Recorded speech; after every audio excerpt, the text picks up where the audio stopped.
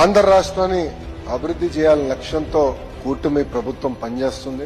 2014లో గౌరవ ముఖ్యమంత్రి చంద్రబాబు నాయుడు గారు ఆనాడే చెప్పారు, ఒకే రాష్ట్రం ఒకే రాజధాని, కానీ అభివృద్ధి వికేంద్రీకరణ చేసి చూపిస్తామని నినాదానికి ఇప్పుడు కూడా కూటమి ప్రభుత్వం కట్టుబడి ఉంది.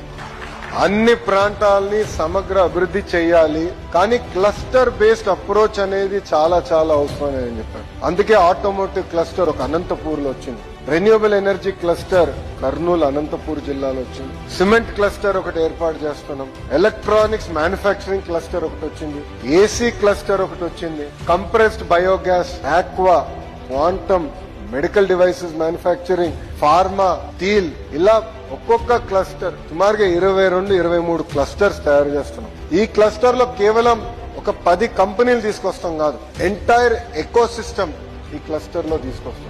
ఏవియేషన్ లో ఇప్పటికీ నేను రాము కలిసికట్టుగా పనిచేస్తున్నాం. అసలు ఒక ఇంజిన్ తయారు చేయాలంటే సుమారుగా 1000 కంపెనీలు వాళ్ళ కాంపోనెంట్స్ ఇస్తాయి. నేను రాముకు చెప్పా, పెద్ద పెద్దలు అవసరం లేదు, నాకు ఆ కాంపోనెంట్ తయారు చేసే లిస్ట్ చాలు, వాళ్ళందరినీ నేను ఆంధ్ర రాష్ట్రాన్ని తీసుకొస్తాను. ఆ క్లస్టర్ మనం కలిసికట్టుగా ఏర్పాటు చేద్దాం అని చెప్పి